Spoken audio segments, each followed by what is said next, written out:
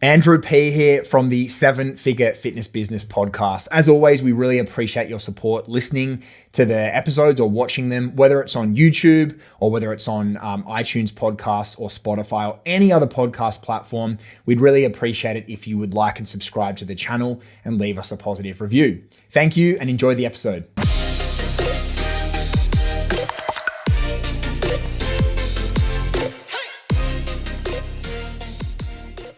What is going on, everybody? I am excited to bring on one of our clients and absolute badass business owner, Jane.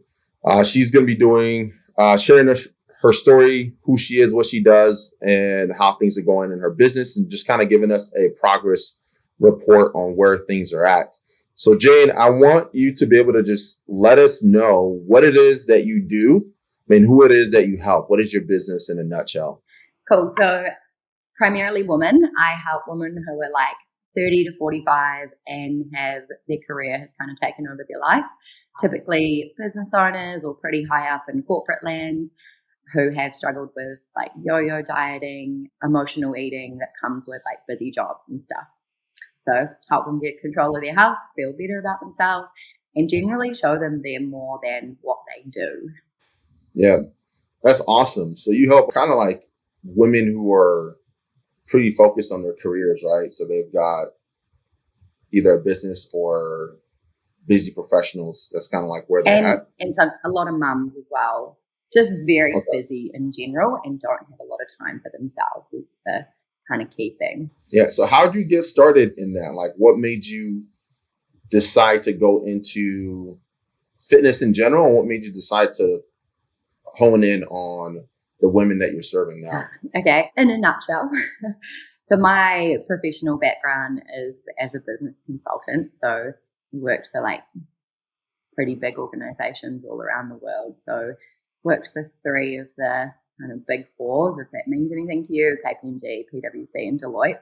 So have been that crazy, consultant type.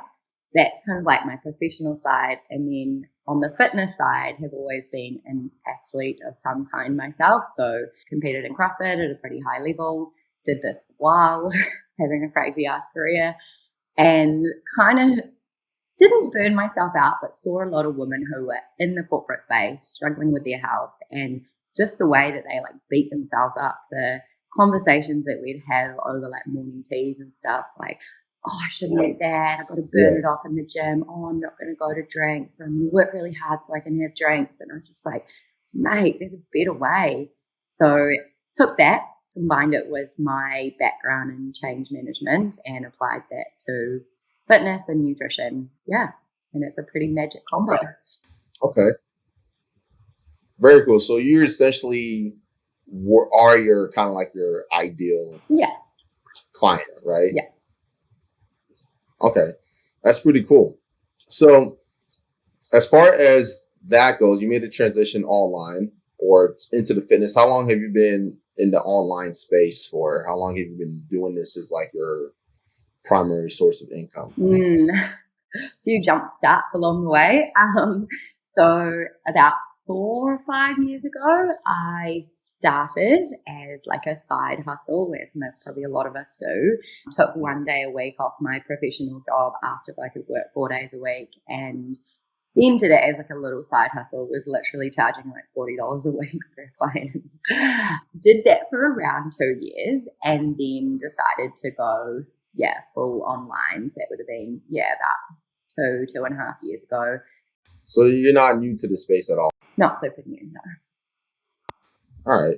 Now for you, why did you decide to join the program? What was like the main thing that you were looking to get help with?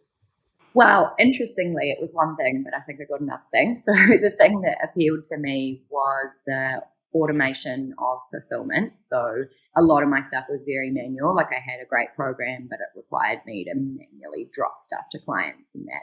So having that automated, I knew there was a huge, room for improvement there. I'm terrible at the tech stuff. He's had a million questions from me. So help with that was kind of why I joined. But I think the ad stuff was actually where like the magic is and the stuff I really enjoy. I love sales and marketing. Yeah, and that's, I guess, where like the scalability is. I mean, it's both parts, but yeah, that part was like an icing on the cake. Yeah. Very cool.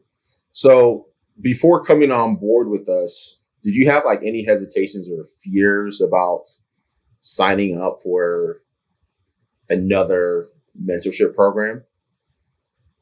I don't really get fears about that. I just kind of dive head first into stuff and then figure out the rest later. So no, I'll caveat that with I had literally no money at the time because we'd just come back from wedding, building a house, being on anyway. And so I had to figure out a way to pay for it. But that wasn't a fear. That was just like a logistical thing. Yeah, so you're kind of like an audacious lion in that regard. I knew what I wanted, so I was like, well, I'm going to do it. I just need to figure out the how. Like, I don't really understand the fear thing. Otherwise, you're going to wonder what if and be like, oh, I should have tried that. Damn. And I think that's like way bigger cost than the cost of trying something. But, exactly. I've learned some hard lessons through that. So there's pluses and minuses for having that mindset.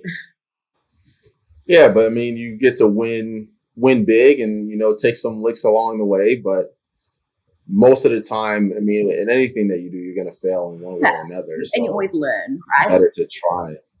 Yeah, exactly.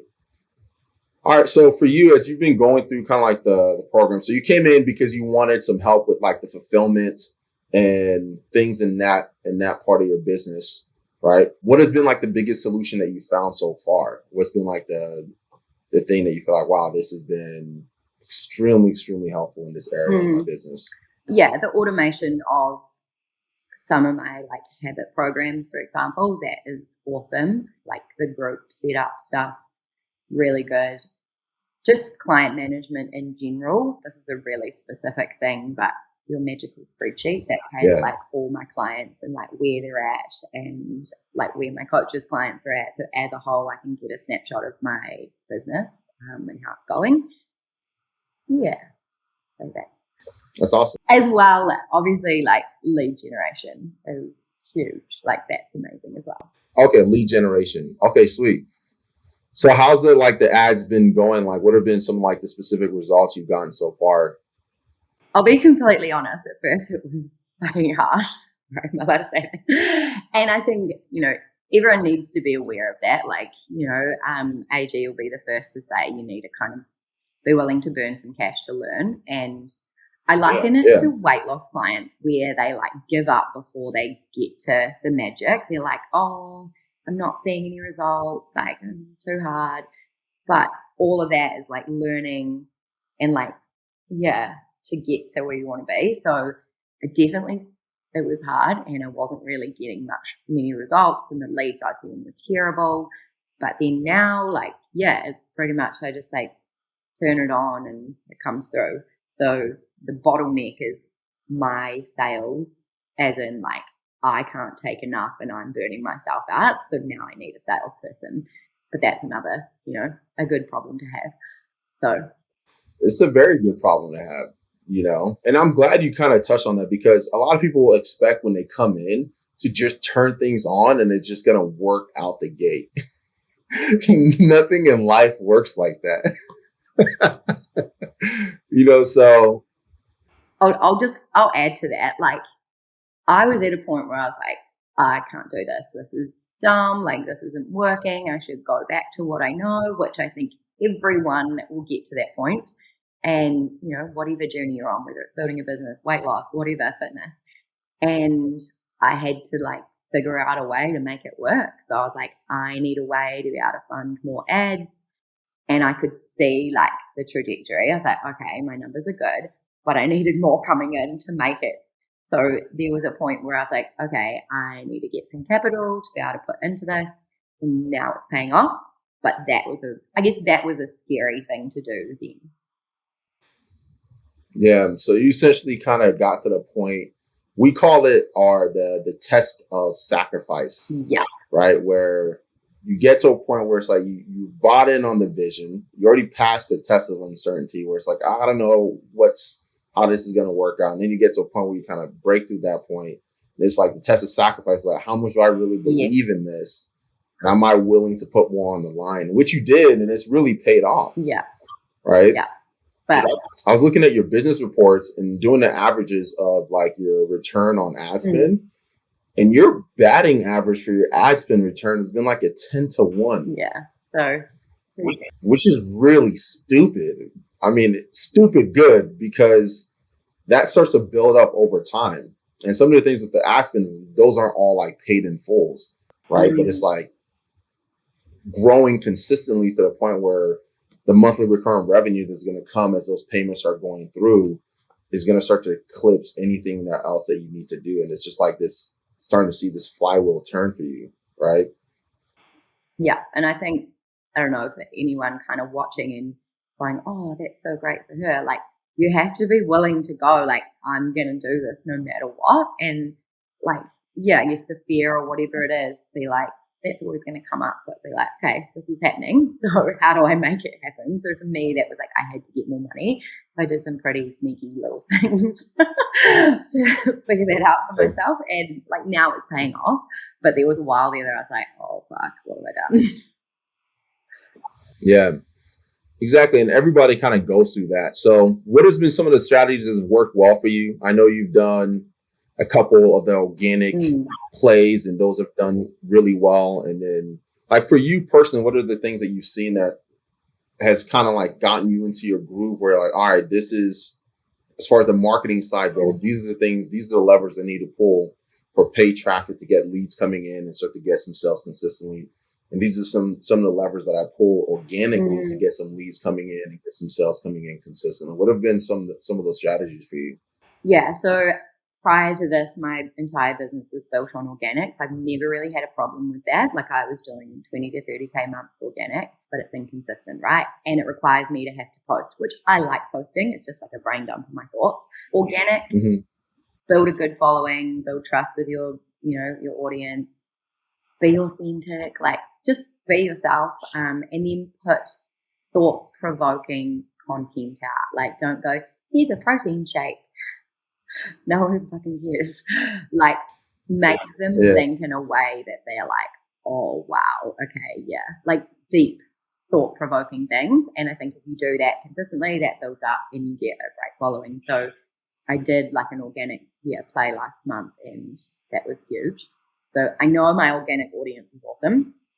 Paid is like completely different, and like was such a massive mindset shift for me. You know, there's certain things you can't say in ads. You don't have the trust with the audience because they're just clicking a button of a picture. Yeah. And I know every brand does it differently, but I actually had to change my brand name. So that's like a big one. And AG talks about this a lot, like the power of your brand. And this was really hard coming from organic. I'll just talk about it quickly. So my brand is called Feel Great. People, if they don't know the brand, which my organic audience does, and it's got good standing, but if it's just like a click on an ad, Feel Great isn't necessarily what people want. And this is where it's so lame. But people want ripped and shredded. They want like lean and toned and so like I had a real battle with that because I'm kind of anti-diet culture. You know, like I still use macros and very much like evidence-based coaching, but I didn't want to buy into that like lean and fit, toned and shredded or whatever. So I had to find something that kind of resonated with me. I felt comfortable with. I felt it was a strong brand, but I could feel okay putting my name against that. So we landed with the Strong Woman Project, which has done so well. And I think that was probably the big shift that allowed my ads to actually start performing. We changed nothing else. The ad copy was the same. The picture was the same. We literally just changed the brand.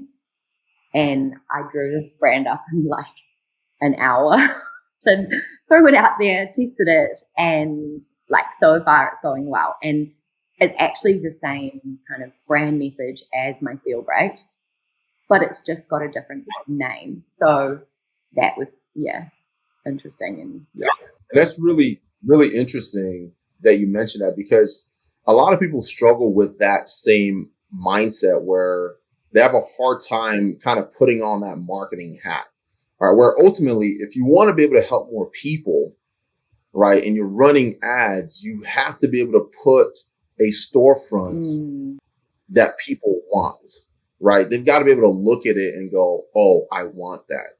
And the women that you're targeting, the people, kind of women that you want to work with, they value being strong, and if you're a busy woman and you've got a lot of things going on, there's a level of independence and strength that you need to be able to do that. So just thinking about even the brand positioning, women who want that see that, okay, I want that, I want a stronger body. I want a stronger life. I want a stronger health. I want strong, all these things. So putting that kind of brand in front of them, now they're like, if they don't know who you are, they see that and go, okay, I want that.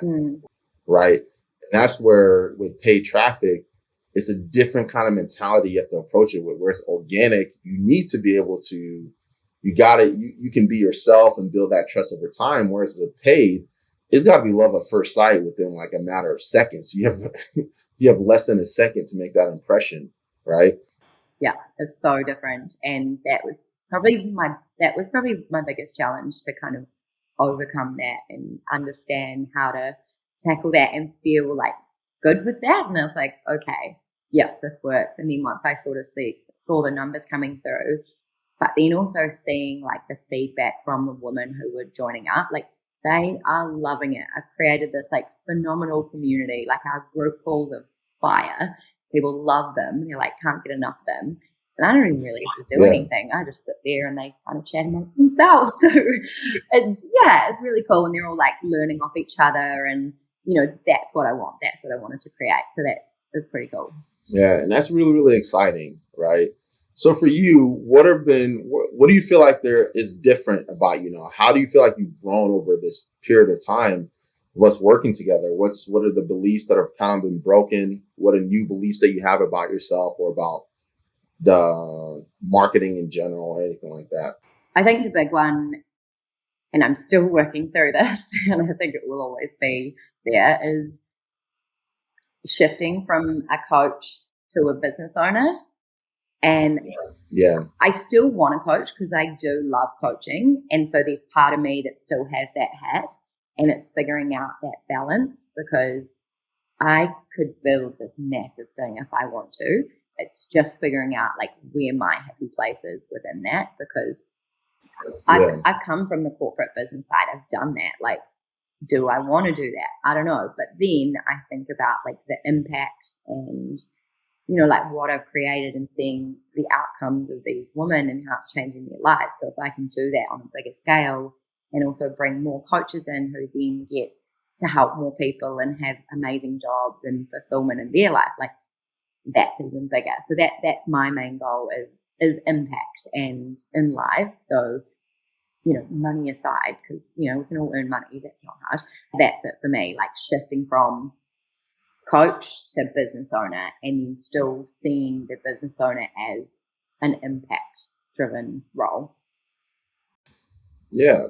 Because the goal, our thing is we want to help people become impact from anywhere CEOs, right? So impact is really the biggest thing. And a lot of people have a hard time separating the fact that what you're doing and building is bigger than just being a coach. Like you're creating a platform and you're creating a business that's having that kind of impact and creating an environment where women can come to you and feel safe, right? And you're creating an environment where those who have that vision and have that same kind of desire, they can come and work in your business and be able to make that kind of impact and have that kind of fulfillment. Not just you having that as a coach, but being able to see that you're building something that's having that on a larger scale, right? And once you get a taste of it, it's hard to kind of like avoid the desire to like really make it as big as humanly possible, because you see as it starts to grow, the impact that you're having grows along with it, right? Yeah, for sure. I think it's, as humans, we love to gamify stuff. And like once you start seeing the numbers and you're like, oh, this is fun. But also then the outcomes and the impact and, getting the connection with those people, like that's a big thing for me. And because I still do group calls, and, I've figured out that brings me joy. So I still do that. And I'll probably do that for a while because it's like 2 hours a week. It's not huge. And it's fun. And I just sit there with, a cup of tea and whatever. Absolutely. I mean, you've set up your system in such a way where you can work with a lot of women at scale, and it's not you're not doing more work, right? You're having a bigger impact, but you have a ton of leverage with what you've created. Yeah, that's cool. Yeah. Well, thank you so much for jumping on. I want to give you an opportunity to just kind of share with those who are listening in, if they're considering joining the program or they're considering getting on a call with us, what is some advice you give to somebody who's on the fence, and what would you share with them to be like, hey, this is what you can consider that's going to help you get over that fence? I was going to say, like, you should already kind of know who your client is and stuff, but actually, like, my background of having organic and all that maybe like made it harder for me because I had all these ideals and thoughts around. So I don't know. If you're worried about spending the money, honestly, like, it's just money. You can always get more money, but can you get more life? I don't really, So, but be willing to put some money into ads. I think that's a big one that probably a lot of people struggle with. They go, okay, I'm going to pay the program, but it's like, no, you actually need some, money there to be able to pay for ads. So whatever you need to do to get that, go get a loan, whatever, it will pay itself back. But you need to be willing to do that work to learn and see the long-term kind of game where organic, you can easily make some money like that. So maybe you do organic alongside it, but I think be willing to spend a bit to make a bit. Yeah, absolutely. So you got to be willing to back yourself and bet on yourself, because this is, right, you're building something and you're creating stability within your business, right? And now you're kind of like at a point now where you don't have a ton of time to take all the calls. So you can't really spend more money to get more people coming through. You got to find somebody to be able to offload some of that work to. But now you're really able to grow and build your team in such a way where you can hire salespeople and you can give them legitimate opportunities to make an income, right? But then also help you grow your business at the same time. And as that grows, you can hire coaches because you can provide them consistent work. As you bring in new clients, you're going to have work for them to do. Yeah. I tell people you got to build with the end in mind. And that's exactly what we're doing here. You're building a legitimate business, right? And I think I just add to that, like, in terms of the actual like cost of the program, you guys are ridiculously cheap for the outcomes that you provide. I'll just put that out there. Like, I know there's lots of coaches, mentorships that are like way more. You guys should charge way more. So just putting that out there.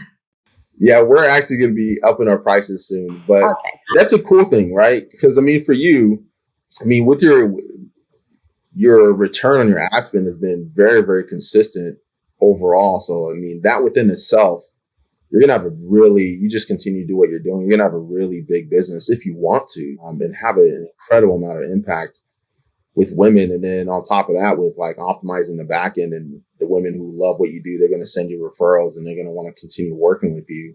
So you're going to start seeing like all this start to compound on top of each other, and you're not going to be able to stop the momentum once it start going. It's going to be out of your control. Right. Yeah. But that's very, very exciting. Thank you so much for jumping on. For those of you guys who are listening, if you want to find out more information about what we do and how we're able to help you, reach out and book in for a business audit. How we do things is very different. This isn't like a traditional sales call. It's an audit where we look at your numbers, we look at your business, and then we show you what we're doing in our own online fitness businesses. And if you want us to help you grow and scale your business, we'll invite you to do so. And if we're not able to help you, we'll give you some free resources and send you to people who we think are in a position to better suit you. That is it. For those guys tuning in, we'll catch you next time. Bye-bye. Thanks, guys, for tuning in. Remember to like and subscribe on YouTube or on the appropriate podcasting platforms, and we'll see you next time.